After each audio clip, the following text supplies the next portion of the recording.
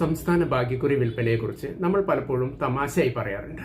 കേരള സംസ്ഥാനം നിന്നു പോകുന്നത് തന്നെ ഭാഗ്യക്കുറി വിറ്റാണ് എന്ന്. എന്നാൽ യഥാർത്ഥത്തിൽ കേരള സംസ്ഥാന ഭാഗ്യക്കുറിയുടെ യഥാർത്ഥ വിന്നർ ആരാണ് എന്ന് നമ്മൾ ചിന്തിച്ചിട്ടുണ്ടോ?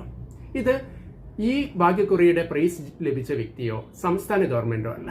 പിന്നെ ആരാണ്? ഇവിടെ യഥാർത്ഥ വിന്നർ കേന്ദ്ര സർക്കാരാണ്. എങ്ങനെയാണ് ഒരു ഭാഗ്യക്കുറിയിൽ കേന്ദ്ര സർക്കാർ വിന്നർ ആകുന്നത് എന്ന് നമുക്ക് കണക്കുകളിലൂടെ ഒന്ന് പരിശോധിക്കാം.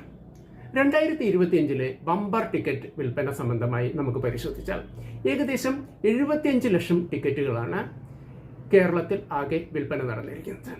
ഒരു ടിക്കറ്റിന്റെ വില 500 രൂപയാണ്. അപ്പോൾ ഇതിന്റെ GST ഇനത്തിൽ 40% ഭാഗ്യക്കുറിക്ക് GST, അതിൽ 20% സംസ്ഥാന സർക്കാരിനും 20% കേന്ദ്ര സർക്കാരിനും. ഇതിലെ കേന്ദ്രത്തിന്റെ 20% എടുത്താൽ ഏകദേശം ഒരു ടിക്കറ്റിൽ 71 രൂപ 43 പൈസയോളം ആണ് ഒരു കേന്ദ്ര ഗവൺമെന്റിന് വരുമാനം. അങ്ങനെ വരുമ്പോൾ 75 ലക്ഷം ടിക്കറ്റിന് ഏകദേശം 53 കോടി 57 ലക്ഷം രൂപയോളം കേന്ദ്ര ഗവൺമെന്റിന് വരുമാനമായി ലഭിച്ചു.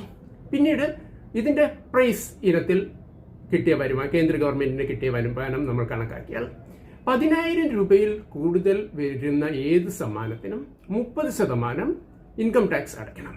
അങ്ങനെ വരുമ്പോൾ 25 കോടി രൂപ ഒരാൾക്ക് ബമ്പർ പ്രൈസ് ലഭിക്കുമ്പോൾ അതിൽ കേന്ദ്ര ഗവൺമെന്റിന് ഇൻകം ടാക്സായി ഏകദേശം 8 കോടി 75 ലക്ഷം രൂപയോളം ലഭിക്കും.